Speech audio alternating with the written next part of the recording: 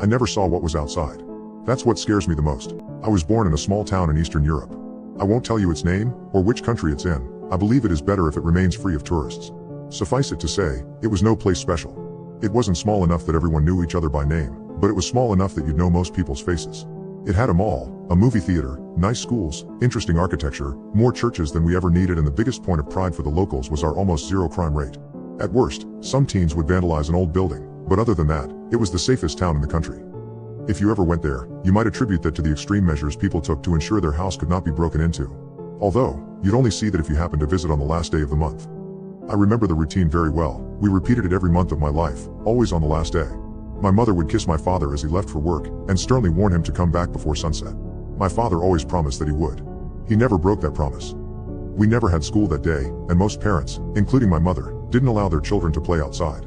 Kids and rebellious teenagers were kept indoors all day, along with pets. I later discovered it wasn't always this way, but you know how children are. They start playing with their friends, lose track of time, and when sunset comes around, they still haven't made it home. It was safer to keep them from leaving home at all. When my father came home, he and my mother would immediately begin locking up. My grandparents always came to spend the night with us. I would sit in the living room with them and watch as my parents went about their careful procedure. My father would carefully lock each and every door and window in the house. My mother would follow him, double-checking each lock and crossing them off a list she carried. When they were done, they would make another sweep of the house, my father triple-checking the locks, and my mother pulling down the blinds and closing the curtains. Then they would place a steel plate over the fireplace, screwing it in with practiced ease, and do the same to the front and back doors. In the morning, they were removed and put back in the attic. The nights were most awful during winter. Not being able to light up the fireplace meant that the only way to keep warm was to bundle up in blankets, which never felt like they were enough, even with 6 of them piled on top of us. After the locking ceremony, we'd gather in the living room, closing that door also, and wait out the night. We could talk, but not very loudly. No one usually felt like talking, anyway. We could sleep, but it was rare that anyone actually felt relaxed enough to even try. We always opened the sofa bed, though, to spare my grandparents' backs if they wanted to. They never did. We were all too tense, jumping at every slight noise. If the furniture made a cracking sound, we'd almost have a collective heart attack. A sneeze could induce a panic attack. We kept 2 oil lamps burning, not because we needed the extra light, but so we wouldn't be left in darkness should one go out for some reason. We had a 3rd lamp, to be lit should anyone need to go to the bathroom. If so, they never went alone. You had to take 2 people with you. When I needed to go, my father and grandfather would take me. The bathroom door was kept open while we were in there, and we weren't allowed to flush, no matter what we had done. Whoever accompanied you took my father's shotgun on the trip. Those who stayed in the living room kept the hunting rifle ready to fire until the others returned. I hated my body on those nights. Hated it and its need to go to the toilet. I would try to keep it in for as long as I could because nothing scared me more than having to cross a dark house with an armed man at my back and another holding a lamp which cast the most horrible shadows. We weren't allowed to simply turn on the lights. No lights.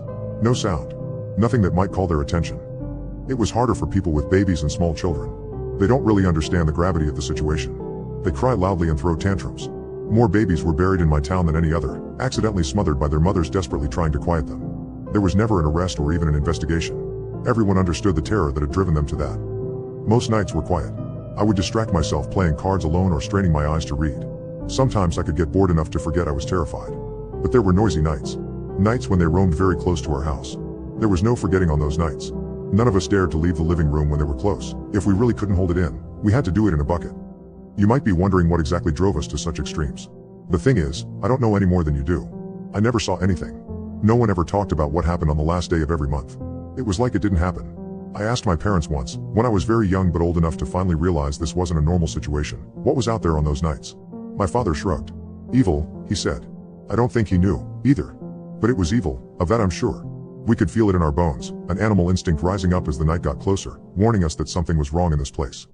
It was always sunny on the last day of the month, but it always felt cloudy. I noticed that as the years went by.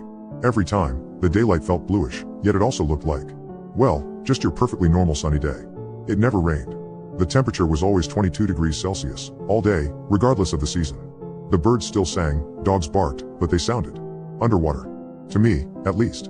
Like I said, nobody mentioned what happened during the night. If others noticed these things, they kept it to themselves. Maybe they preferred to enjoy the normal days and face the night only when it came. I don't know. The rest of the month, everyone lived a normal life and even seemed happy. Not me. I just lived in nauseous expectation of the next night. Like I said, I never saw them. But I heard them. On those hellish noisy nights, when they chose our home to haunt, they'd remind us that the danger was very real. We would hold our breaths, hearing them try every lock, looking for the one we'd forgotten. They were as meticulous in their attempted invasion of our home as my parents were in its defense. They would turn the handles, pull them, make the door shudder as they grew frustrated. They would try to open the windows, making them creak in their frames. Sometimes, and God, those were the worst of all, it would make me hug my grandma tight and weep on her shoulder as she wept on mine, even long after I could be considered a child. Sometimes they tried the chimney. In the complete silence of our living room, we would hear a sound, a very subtle rasping sound, like fingernails sliding down the wall. Then the clicks would start. We'd hear them, very deliberate clicks on the other side of that steel plate, like an impatient boss tapping his shoe. My father would grab his shotgun, and my grandpa, or sometimes my mother would take the rifle and they would aim it at the fireplace. They shook so badly I doubt they could have hit anything. While they were there, clicking behind the plate, we would feel the wrongness more than ever. The room seemed darker at once. Sometimes I swear it was like one of the oil lamps went out. What light there was felt bluish again.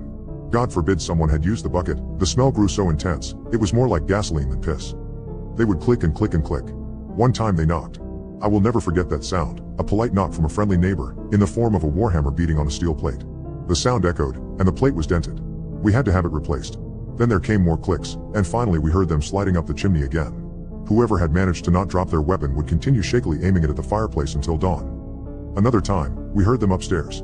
They got in. I mean, they didn't get in. They couldn't have, or I wouldn't be here writing this. We checked the locks in the morning, and we hadn't forgotten a single one. But we heard them. We heard their footsteps in the room above ours, my bedroom, walking very slowly, stepping on every creaking floorboard. We think they did it on purpose. They wanted us to know they were there. My father was brave enough to get up and lock the living room door, but then he came to us and we all huddled together, crying as quietly as we could as they creaked their way downstairs and came to the door. Then they started scratching it. Not like an animal. Not with claws. They just scratched it very lightly. SCRRR. SCRRRR. SCRRRRRRRRR. Like that. It was dark. I didn't see anything under the door. But it felt like they were there for hours, scratching away at the wood.